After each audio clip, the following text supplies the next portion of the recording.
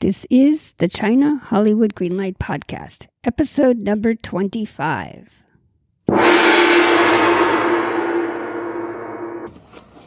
And rolling sound, quiet. Here we go. Ready. Speeding. 120, take 7. And action.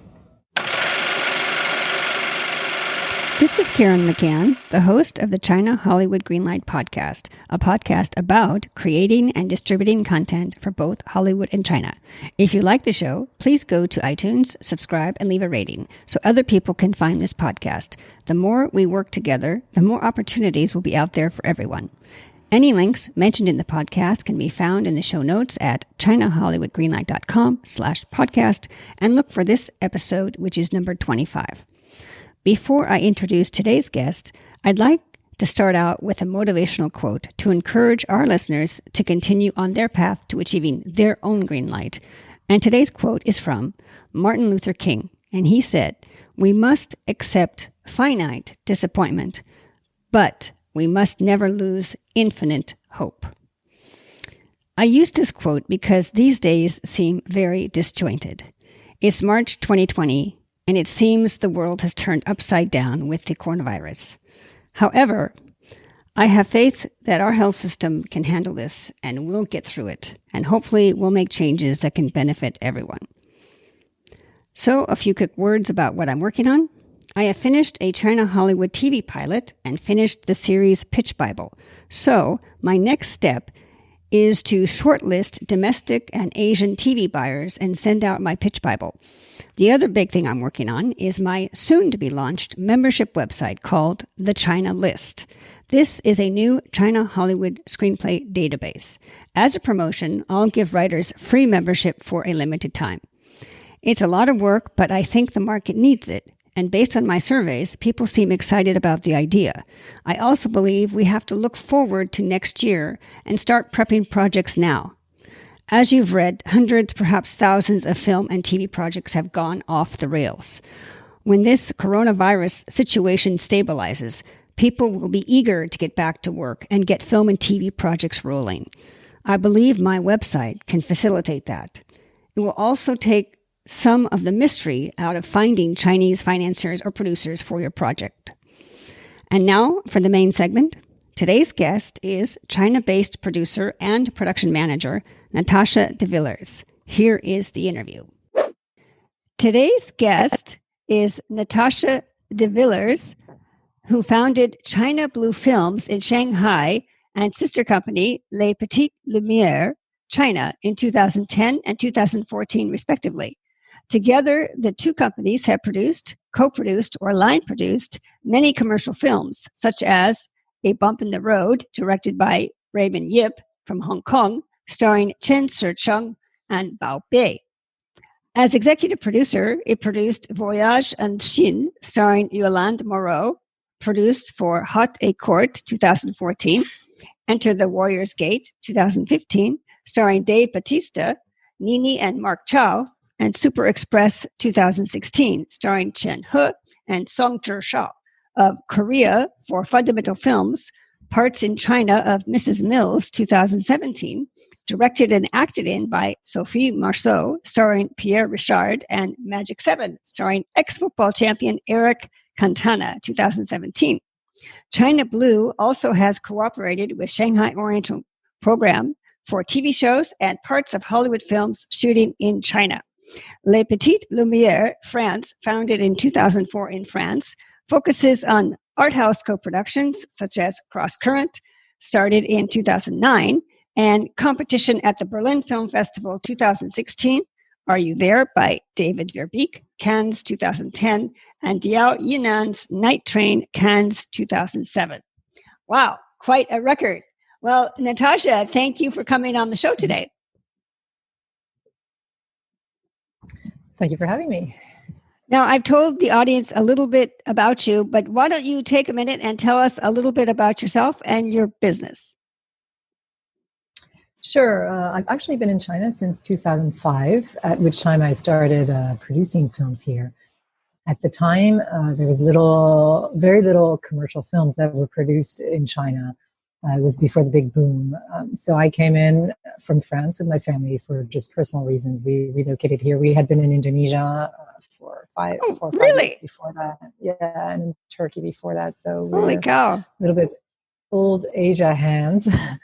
And it was my husband's job that brought us to China. But I had produced a film with Jia Zhangke, who at the time was one of the main independent film director who was known abroad. He was the up and coming independent film director, and he was also producing films with young directors. So I produced a film called Walking on the Wild Side by Han Jie, who was a young director at the time. I did that from Paris, and I thought there would be opportunities in China if we moved here. So we came here, and then I set up shop, mostly co-producing art house films. That's why I hadn't set up my Chinese companies yet. I would go through Chinese companies to co-produce film directors. That's how I was approached by the producer of Diao Nam to do Night Train. He later went on to win, the Berlin Film Festival Golden Bear with Black Coal Thin Ice. Wow. And he was in Cannes last year with Wild Goose Chase. Yeah, so I started out with a lot of these directors when they were starting out. And in 2010, we were going to leave China, but at that point, the commercial market started taking off. I could see that the genres of films being produced in China was diversifying a lot, and I thought it would be interesting to stay and see what was going to happen, because we left Indonesia just when things were picking up. We had arrived in Indonesia with the global financial crisis in 97. Oh, really? So I didn't want to leave China when things were just starting to pick up. Assessment in the language here is so complicated. It takes so much time. Yes. 5 years wasn't enough. China is such a fascinating culture. Also, it takes way more time, just to start scratching the surface. So we decided to stay. I also have kids, and I thought their Mandarin would benefit from another couple of years here. So we stayed, and in 2012, things really started taking off. I hired Raymond Ye Weiming, who had done a film called Lost on Journey, and that was the prequel to Lost in Thailand. And wow. We started shooting my film with Raymond. Lost in Thailand was released, but he did not direct that sequel, which was the sequel of Lost on Journey. It was Xu Zheng, the actor of Lost on Journey, who then became director of the sequel. So my guy didn't direct the film, which became, I think, Lost in Thailand was really the first film to, send a signal that commercial films in a very modern way, Chinese way, had arrived here in China. Because before that, most of the more commercial films were all period pieces, with like kung fu, old style films. Yeah, so we did that film with Raymond in 2012, and then I went on to do a lot of film shoots. It was the beginning of the co-production thing between China and the US. So a lot of American companies were looking to raise funds here, do co-productions. It was co-production 101 with the US. And they tried to mix in finance and content, and that culminated with The Great Wall. I was actually on The Great Wall before Zhang Yimou was set to direct it. Wow. There was another director, Ed Zwick, an American, who was hired by Legendary Films to direct it. But after a few months of prep in China with the whole team, the film was put in turnaround by Warner Brothers. And that's when Peter Lorre of Legendary China took a year to rejig it and then to see Zhang Yimou, and then produced the film with Zhang Yimou instead. So, but I've been based in Shanghai the whole time, which is not the capital of the film industry. That's just because that's where I landed, and it's easier city in some ways. Shanghai, it's more low key than Beijing, more a little bit human. Foreigners, more trees, more walking. More Yes. So that's also part of the balance of life. So I've stayed here, and also because a lot of foreign shoots that do come to China, they prefer to be in Shanghai. They prefer to shoot in and around Shanghai. It's more visually cinematic, and so it was a good base for me to be in. And so I've done the whole last decade. I've been here producing parts of foreign films, shooting here, or developing my own films. I did a stint with Fundamental Films, who had signed sort of a co-production agreement with EuropaCorp, Luc Besson's company, who started co-producing in China, and I'm half French, half American, so I fit into that nicely. We did Into the Warrior's Gate, the film with Dave Bautista and Chow. Then we went on to do another film, Super Express, with no French money, but French cruise and talent. They involved the inventor of parkour. It was a parkour film, jumping around skyscrapers in Shanghai. Then we developed another film with Fundamental that didn't take off yet, which was with Kenny Reeves. It was a car rally film. I did that. So I worked with them for a couple of years, and then went back to producing solo with Sophie Marceau, and a friend director called me. And she has such a following in China. She wanted to set part of her film here. So we did that. And then I had the chance to work on a soccer film in Xinjiang in 2017 with Gérard Krasek, the film director in France who did all the taxi films with Europacor and Luc Besson. And then since 2018, there's been a real slump the last 2 years here in China. There's a Fan Bingbing scandal, which kind of hit and dried up a lot of the financing. What dried up the financing? The Fan Bingbing, the actress. Oh, Fan Bingbing. Oh, sorry, I didn't hear that yet. Okay, yeah, right. Paying her taxes, and then they audited a lot of companies. A lot of companies went under. And then after that, last year, there've been, tightening of censorship in China. So that's also been another slowdown. They canceled a lot of big films this year, like 800, the film that was supposed to open. Right. Shanghai Film Festival. That was pulled. So that's been another, hinder to film production. And now things are just starting to get better. And now we have the coronavirus. Yes. Well, it's awful. Any cinema ever. So it's been a tough 2 years here. And it's going to be a tough 3 years. Well, let's back up a minute. You came to China originally with your family for family reasons. You stayed for 15 years. Was that because you saw that there was going to be a growth in China, or why did you want to enter the China film market? It was just, I lived in Asia. I love Asia. I love working here. Indonesia was a lot of fun. I still do films with my Indonesian colleagues over there and collaborate with them on things. Indonesia is actually a booming market these days. And then China was just presented an interesting opportunity. It's an exciting place to live. It's a great place to do business, or it has been. Now these last 2 years have been very difficult, very challenging for everybody. But there's a sort of energy here that you don't find. And I just think it was a curiosity to discover what this place was all about. And I just got carried by the whole energy here, very positive energy. Yeah. Is there any indication about the future? Eventually this coronavirus thing has got to be solved. That has to happen. Is there any indication on the ground that you hear stories about studios slowly starting filming again, or is that sort of still on hold? Now we're like March 3rd, so the filmings haven't started again. They've been authorized again last week if the crews are less than 50 and all that. But with all these rules reauthorizing work in China, then there are a whole other set of rules that make it really difficult to actually restart shooting. Right. But I've heard that there's some little promotion films shooting in Beijing with some stars happening this week indoors. So things are slowly coming back to life. As you say, it will have to pick up. It's such a dynamic, huge industry here. It can't just stay shuttered down forever. I think until mid-April, things will be a little bit slow, and then things will pick up again. Just depends who's left. Who has been able to the crisis, cash flow-wise. Okay. Now, to explain to the audience what you do, I know no 2 days are the same, but what are 2 or 3 main tasks you do on a typical day? Well, I have 2 activities. One is developing my own projects, and the other one is executing other people's projects. The 2 balance each other's out. When you develop your own projects, it takes a long time, developing the scripts with writers. So I do a lot of that. I would go back and forth on different versions of the scripts. It can take anywhere between 1 year to 3 years to actually get a script up and working. And for that, you're working with writers or a writer. Before that, you do contracts with a lawyer, to just do the legal framework.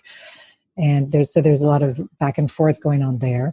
And at the same time, I regularly each year have 1 or 2 films approaching me to shoot in China. So that's more on the execution side. So that consists of, first of all, passing the film through censorship. We get the script and then we have to submit and go through the whole chain of permits. It's a couple of different levels in China just to get the script approved at the local level, then at the co-production level in Beijing, and then at the National Film Bureau. So we work on that. Then I do budgets for those films, a lot of budgeting. And if we do get the permits to shoot, then I put together the whole cruise in China for the film according to the film's needs and who they're not going to bring. Usually they just bring a couple of people in key positions, and then I crew up the whole rest of the film. I often work on the casting as well because there's don't really know, who a Chinese cast is. So either in some of the lead roles, there's some Chinese characters, or in all the extras. So I work on that, and then once the film starts shooting or is in hard prep, we put everything together and start the shoot. And then for my own films, so the 1 to 2, 3 years of writing, once that's ready, then I go around and start contacting financiers. So my projects are usually pretty international because I'm not Chinese. I'm not just Chinese. I'm currently working on a film on the environment. It's a docu-film. So we've taken almost a year and a half to write it, and now it's starting to attract traction. And I'm pitching it to various investors here and overseas. And once that's put together, we put the contracts together and hopefully go start to shoot it fast.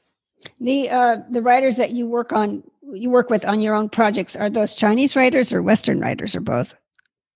If I want to make a film for China, it has to be a Chinese writer because a foreign writer will never understand how to write for a Chinese audience. So my documentary film on the environment, it's for a Chinese market. So I'm definitely writing with a Chinese writer. And last year, I also optioned the remake rights of a very popular French TV series called Call My Agent. It's on Netflix. And I'm working on the remake of that series for China. And for that, of course, I also need Chinese writers so that we follow the structure and the characters of the film. But first, we have to redo all the characters, character descriptions, recreate characters who are acting like Chinese would act. And then the intrigues and all that, we change them a little bit so that they correspond to a Chinese taste and a Chinese situation. And finally, with China, everything's upside down. So you're always turning things on their heads. It's really another culture here. It's very different. I think that's also one of the fascinating parts of working here. Where do you find these writers? One of the difficulties of co-production. The writers, you find them in the industry. You find a lot of writers who've worked for either TV or film company, production companies. Yeah. Okay. Who have the experience of having had shows on air and who know how to do this. Okay, then now that leads to my next question. How you've got your own projects and you've got other people's projects that you're executing other projects. How do you find your business partners, and how do you suggest the listeners find perhaps a Chinese producer or financier? Right, that's a good question. Well, I've been here a long time, so I know a lot of people, and you just have to find people who are on the same wavelength as you and who are interested in the same project. I think, there's no recipe on how to find your partners here. If you come from overseas, there are also a lot of markets overseas and in China, mixers. Years ago, I helped to start the Bridging the Dragon, the Cristiano Bertone. Right. We have him. That's a great little organization because it organizes events very often, every 2-3 film festivals and in between in China and overseas. And it gathers producers from overseas who have projects with Chinese producers who have an interest in doing international stuff. And then you get to spend a few days with these people, and it's year in, year out, it's the same or variation of the people who show up. They can also help you access people here in China that you've heard of or read about that you want to meet. Bigger companies, who don't necessarily participate in the association, but if you want, they help you to meet those people, and then you can see if your project interests them. So for me, I'd say this is the most pragmatic organization that has worked and been set up here for people who come from overseas, and who don't really know much about the market. Definitely participate in this association, and you'll meet very underground, hands-on producers. Is it a particular markets that the Bridge of the Dragon has events at, or is it just like they do? Yeah, they do one in Berlin. They just had one now, right. which was reduced, of course, because I think very few Chinese people are actually traveling this month. They also do Cannes Film Festival. They do a big project pitching thing there where you can come with a project and they organize meetings for you. And then in the fall, they do closed, it's not part of another festival, but they do closed meetings in Beijing. And one other time, I forget when the fourth time, but it's at least, a good 3 or 4 events per year. And I think what's important in China, just to finish with your partners, is to come back and back. It's not just sending the script and needing something once, which is going to make your film happen.